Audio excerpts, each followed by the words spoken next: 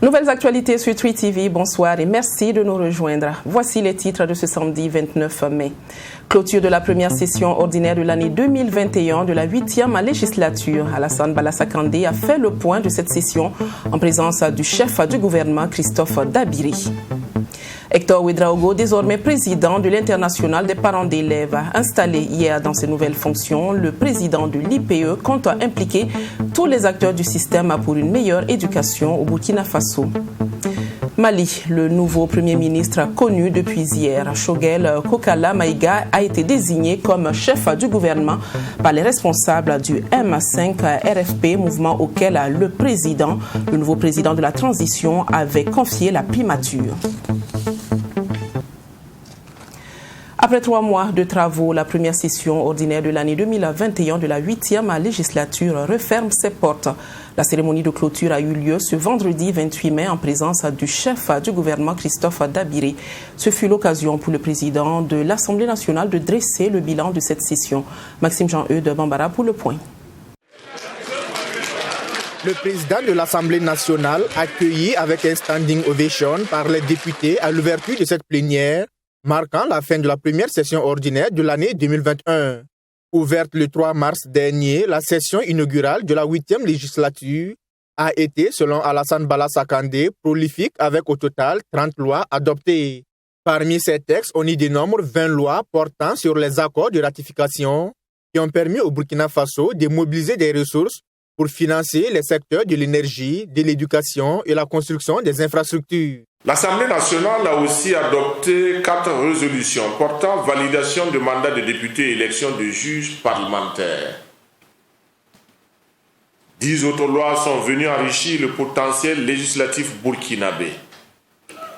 Parmi ces textes normatifs, on peut en citer, entre autres, 2 lois portant régime de sécurité sociale applicable d'une part aux agents publics de l'État et d'autre part aux travailleurs salariés. Une loi portant protection des personnes à l'égard du traitement des données à caractère personnel. Une loi portant prorogation du mandat des conseils municipaux et régionaux des communes et régions du Burkina Faso. Une loi portant régime juridique applicable aux dons civils au Burkina Faso. Une loi portant régime général des armes, de leurs pièces, éléments, munitions et autres matériels connexes au Burkina Faso. Si du côté de la majorité, les députés ont pu jouer leur rôle durant cette session, au niveau de l'opposition, cette session laisse des goûts de regret. Nous regrettons également que lors du passage du Premier ministre, il n'ait pas été à la hauteur pour répondre à l'ensemble des questions, notamment sur les questions sécuritaires. Nous avons soulevé le lièvre, vous voyez qu'un peu partout on en parle. Nous souhaitons qu'au niveau des forces de défense et de sécurité, il y ait plus de cohésion, il y ait plus d'entente. Donc on peut retenir que durant cette session, les députés ont joué leur rôle essentiel qui est celui de contrôle de l'action gouvernementale, mais celui également aussi de vote de la loi. Et la session budgétaire est celle qui est consacrée au vote de l'impôt, à savoir la loi de finances. Sur la crise scolaire qui perdure, Alassane Balaza Kandé invite toutes les parties prenantes au respect des règles qui encadrent les manifestations publiques, mais aussi à la pondération et au dialogue. C'est aussi l'occasion pour moi d'inviter les scolaires au ressaisissement et à la retenue. Moins que le refus des projets de réforme, c'est sa forme d'expression qui est à proscrire à jamais. Plus jamais ces spectacles d'élèves poursuivant leurs enseignants pour en découdre. Plus jamais ces scènes d'élèves saccageant des salles de profs. Plus jamais ces images de professeurs, de censeurs ou de proviseurs molestés ou séquestrés par leurs propres élèves. Il y va de l'avenir de l'école burkinabé. La représentation nationale a également rendu hommage à l'équipe scientifique du professeur Alidou Tinto de l'unité de recherche clinique de Nanoro pour le candidat vaccin trouvé et qui suscite un réel espoir dans la lutte contre le paludisme. Débuté par un standing ovation, c'est également par cet acte que cette session se referme, une manière pour la représentation nationale de saluer les efforts des forces de défense et de sécurité dans la lutte contre le terrorisme. L'Internationale des parents d'élèves a officiellement lancé ses activités ce 28 mai 2021 avec l'installation de son premier président Hector Ouedraogo. L'homme s'est fixé pour objectif de travailler à réunir toutes les structures de parents d'élèves et faire en sorte que chaque enfant ait accès à une éducation de qualité. Michael Tougri et Abdul Rahim Magnani. Élu à Dakar par ses pairs à la tête de l'Internationale des parents d'élèves et d'étudiants le 27 mars dernier au cours du congrès constitutif de l'IPE, Hector Ouedraogo est investi ce 28 mai dans ses fonctions de président. Le premier président de l'Internationale des parents d'élèves et d'étudiants prend fonction alors que le système éducatif burkinabé traverse une crise avec la remise en cause par les élèves des réformes au baccalauréat et au BEPC. Nous devons conjuguer nos efforts pour faire de l'éducation une éducation de grande qualité, de faire en sorte que les parents d'élèves reprennent vraiment l'éducation de leurs enfants. Ma mission première est d'abord de travailler à ce que, au niveau national, à l'échelle de mon pays, tous les acteurs de notre système éducatif se comprennent et travaillent de façon à améliorer le système éducatif de notre pays. L'IPE se veut être un outil performant capable d'aider le gouvernement à hausser le niveau de l'éducation. Et cette cérémonie d'investiture du président Hector Ouedraogo consacre aussi le lancement officiel des activités de l'IPE. Pour le président du Faso, c'est un grand événement. Et il a tenu par son discours à saluer d'abord l'événement, mais aussi à montrer à l'ensemble des parents d'élèves, des bureaux des parents d'élèves en Afrique, dans le monde, que c'est un enjeu essentiel pour d'abord l'Afrique, la question de l'école, la question de l'éducation, et que c'est un enjeu qui nécessite des réformes, et que lui-même pour l'Afrique, pour le Burkina Faso, est donc à cheval sur ces réformes-là pour faire en sorte que l'école soit une école pour tous. Donc, dans son discours, il a salué l'événement et il a montré que le fait d'avoir porté Hector Ouedraogo comme premier président de cette grande organisation, c'est un bon choix. Cette cérémonie d'investiture de Hector Ouedraogo est placée sous le thème « Ensemble et unis, relevons le défi d'une éducation de qualité accessible à tous ». Notons que l'Internationale des parents d'élèves et d'étudiants regroupe une centaine de pays d'Afrique, d'Europe et d'Amérique. Sortie de promotion des élèves de l'École supérieure de tourisme et d'hôtellerie et Institut des hautes études tertiaires et industrielles USTH-IET. Hier 28 mai, l'Institut, en plus de fêter la fin de formation de sa 20e promotion, a également célébré ses 20 années d'existence. La double cérémonie a connu la présence du président du conseil régional du centre, Erika Tiemtori. Sanata Seri. L'École supérieure de tourisme et d'hôtellerie et l'Institut des hautes études tertiaires et industrielles, ESTH-IET, commémorent ses 20 ans d'existence. Un anniversaire célébré en simultané avec la sortie de la 20e promotion de l'école. Occasion pour les responsables de l'ESTH de dresser le bilan des actions menées depuis sa création. De l'an 2000 à 2020, ce sont environ 5000 étudiants que l'ESTH a mis sur le marché de l'emploi. Un bilan satisfaisant, mais des défis restent à relever selon son directeur général. Et en fait, il fallait quand même marquer un acte pour vraiment se rappeler un peu des difficultés que l'école a traversées, ces réussites aussi que l'école a eu à engranger, et en fait pour essayer de voir un peu quel bilan il fallait faire. Et ensuite, je pense que c'était une manière aussi de dire merci à tout le monde, tous ceux qui ont contribué d'une manière ou d'une autre au rayonnement de l'établissement. Aujourd'hui, c'est encore de donner encore plus de diplômés, d'étudiants formés dans les entreprises et de créer aussi, comme on appelle des structures, c'est-à-dire des structures qui peuvent quand même être en collaboration avec des structures pour pouvoir peut-être que les enfants puissent avoir une insertion facile sur le marché de l'emploi. Cette cérémonie a été placée sous le parrainage du président du conseil régional du centre, par ailleurs enseignant à l'École supérieure de tourisme et d'hôtellerie. Éric Tiemtoré a félicité l'école pour son implication au développement du tourisme au Burkina Faso. Je suis là en tant qu'enseignant chargé de cours d'espagnol et d'anglais appliqué depuis les années 2007 à aujourd'hui au sein de cet établissement.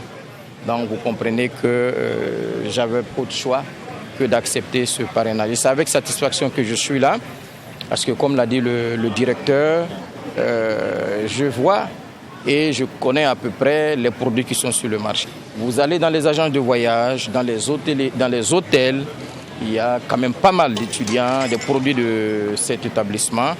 C'est pour vous dire qu'en tant qu'autorité, nous n'avions pas le choix que de venir accompagner les premiers responsables de cet institut pour tous les efforts qu'ils font. Parce que comme je le dis souvent, les autorités à elles seules ne peuvent pas tout faire. Il faut des structures pareilles pour nous accompagner, pour la formation des jeunes, pour leur insertion dans le tissu socio-économique de notre pays.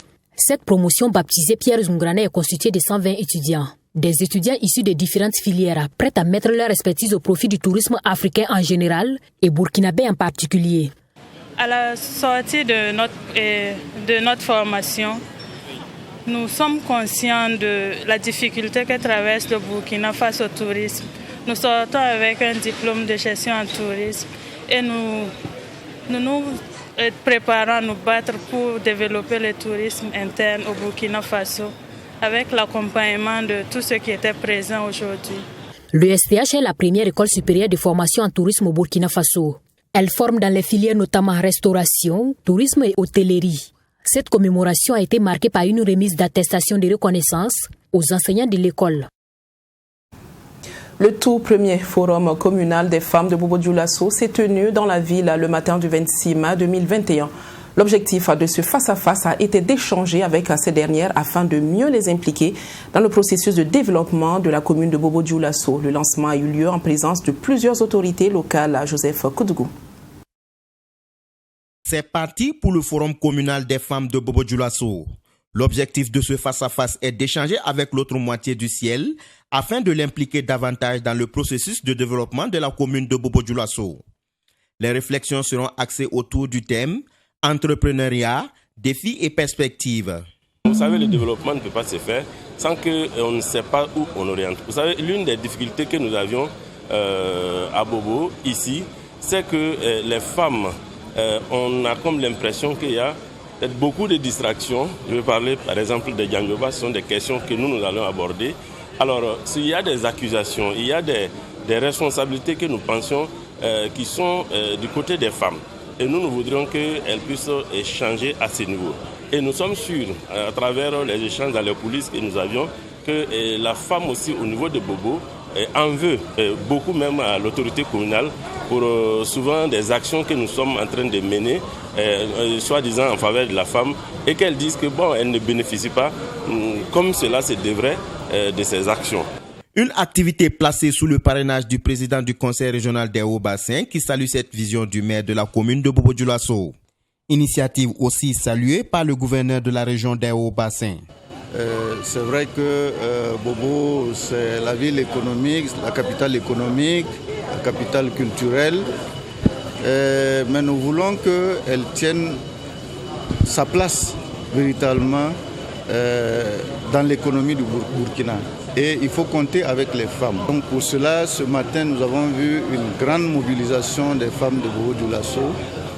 Et en marge de ce forum, il y a une formation en entrepreneuriat féminin que nous encourageons et nous souhaitons que ce forum tienne véritablement ses promesses.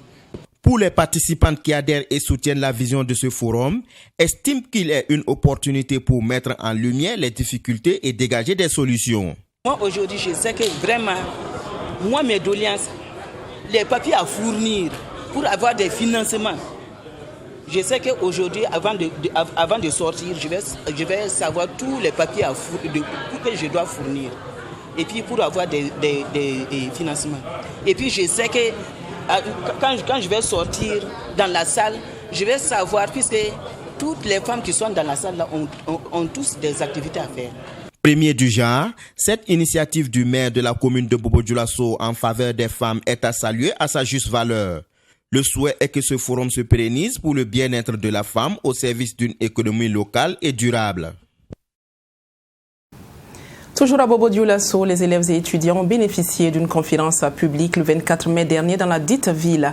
Portant sur le traumatisme crânien, cet échange ouvert est à inscrire dans le calendrier des activités de la semaine de la mobilité urbaine. Correspondance de Joseph Koudougou. Traumatisme crânien, quelle stratégie pour une prise en charge efficace des victimes d'accidents de circulation routière? C'est sur ce thème que s'est tenue cette conférence publique au profit des élèves et étudiants. Une conférence qui se veut un moyen de sensibilisation en faveur de la jeunesse bobolaise. Vous voyez, quand on fait les statistiques dans notre pays, sur 100 accidents, donc, que ce soit à Ouaga ou à Bobo, d'une manière générale dans l'ensemble des villes de notre pays, sur 100 accidents, vous avez 60% de ces accidents qui concernent les jeunes, et particulièrement donc, la jeunesse, les élèves, les étudiants. C'est important que nous puissions dire aux élèves et aux étudiants le risque encouru et quels sont les vrais dangers. C'est vrai que quand on va regarder, on va voir les images, ça va taper un peu dans les nerfs, mais je pense que c'était un objectif de grande sensibilisation. Mais dans le même temps, nous devons faire des efforts, nous qui gouvernons, au niveau donc, de la municipalité de Bobo, mais dans l'ensemble des municipalités de notre pays, mais aussi au niveau des gouvernants, parce que vous savez, la sécurité routière, c'est un combat de l'ensemble donc, des citoyens du monde. Donc nous devons mieux construire nos routes pour protéger les enfants. Nous devons mieux, parce que la route doit nous parler à travers donc les feux de signalisation, les feux tricolores, mais nous devons surtout apprendre à faire en sorte que les enfants puissent adopter donc des systèmes de mobilité durable. Cette conférence publique est placée sous le parrainage du professeur Maké Ouedraogo, président de l'université Naziboni. Pour lui, cette conférence vient à point nommé. Il faut dire que aujourd'hui, à travers le monde, et à chaque fois que s'égrènent 30 secondes, au moins nous avions une victime d'accident de la voie publique qui rend l'âme. Donc vous imaginez que en une heure, vous avez plus de 140 personnes qui sont victimes à travers le monde et qui rendent la vie. Quand on regarde ces statistiques assez élevées, on se rend compte que l'Afrique détient le plus grand record, et particulièrement la frange jeune. Donc il est temps que nous puissions agir dans le sens de la sensibilisation, agir dans le sens du renforcement, n'est-ce pas, des infrastructures routières. Les infrastructures routières, n'est-ce pas, devraient permettre à nos enfants, les jeunes, les étudiants, les élèves, de pouvoir donc se déplacer en toute sérénité et dans la sécurité. Ils étaient plus d'1 millier d'élèves et étudiants à prendre part à cette conférence dont la thématique a été développée par le professeur Dakwere Dabire. Cette conférence, faut-il le rappeler, entre dans le cadre des activités de la semaine de la mobilité urbaine à Bobo-Dioulasso. Agriculture, dans ce journal, nous vous amenons à la rencontre d'un artiste, musicien burkinabé qui a plusieurs cordes à son arc. Smile Keeper est passionné de yoga, de conte et de danse. Du haut de ses 28 ans, Smile Keeper a réussi à fusionner ses différentes passions pour en faire un véritable métier pour le plus grand bonheur des amoureux de la scène. Reportage de Béranger Zambelongo, commenté par Marie Ango.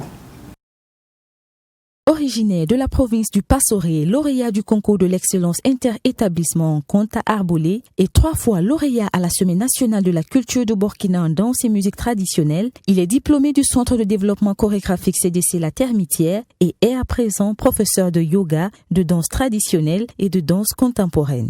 Une danse de plus en plus développée au Burkina. La danse contemporaine est là au Burkina il y a très longtemps, on peut le dire. Donc, c'est vrai que tout le monde ne s'intéresse pas trop à la danse contemporaine. D'autres vont dire que c'est une danse des Blancs et tout ça. Mais alors que la danse contemporaine, c'est une façon de s'exprimer. C'est une façon pour le danseur de s'exprimer, de développer des thèmes de notre société même, des thèmes même qui intéressent même le Burkinabé. Voilà, ou bien pour dire le citoyen du monde en quelque sorte. Si on dit aux gens qu'on écrit la danse, ils vont dire que c'est pas possible. Mais c'est comme une rédaction, par exemple, à l'école.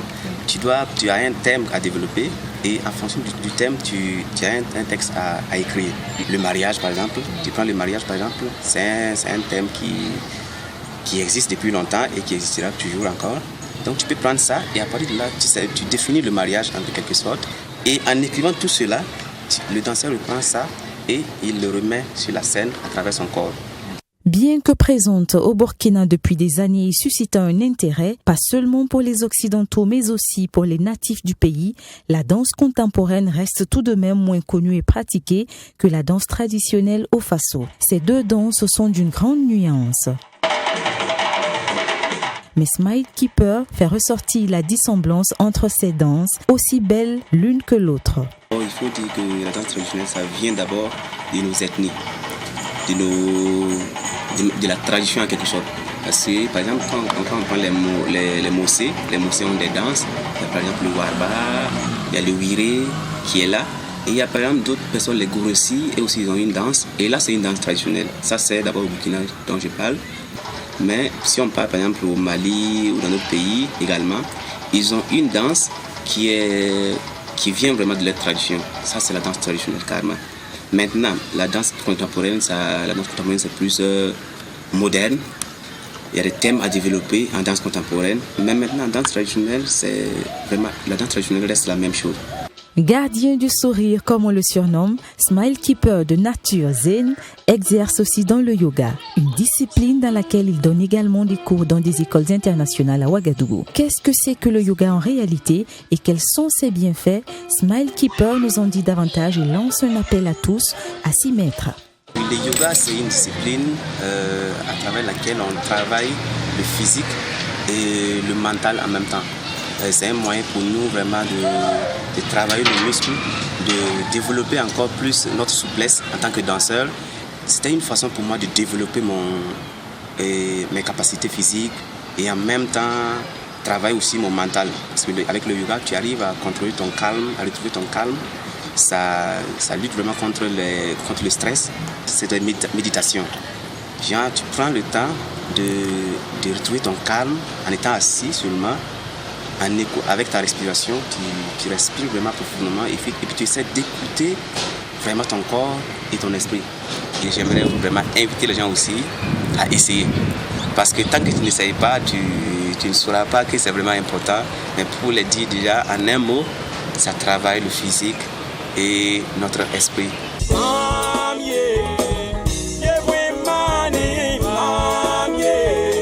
Des contes à la danse en passant par le yoga, Smile Keeper s'est aussi lancé en 2016 dans la musique de recherche après des études en lettres modernes à l'université Joseph Kizerbo. Un style de musique qui ajoute une autre corde à son arc. Smile Keeper fait de la musique de recherche. Voilà, et dans ce style, je fais de la musique d'inspiration traditionnelle que je modernise un peu. Et aussi, je fais un peu du reggae, de l'afro-pop et du pop mélangé. Donc c'est un peu ce que je fais et aujourd'hui Smile Keeper vient de présenter son premier album de 6 titres et le 2 avril passé.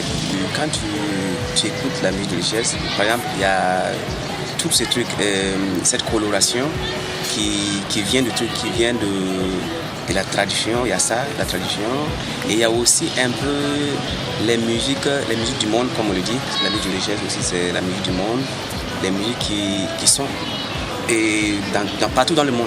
Par exemple, il y a du jazz, le blues, par exemple, ça est partout dans le monde. Donc, en musique de recherche, tu peux trouver tous ces styles-là. La danse, pour moi, c'est une profession et aussi une passion en même temps. Voilà, parce que la danse, c'est un métier comme tout autre métier aussi.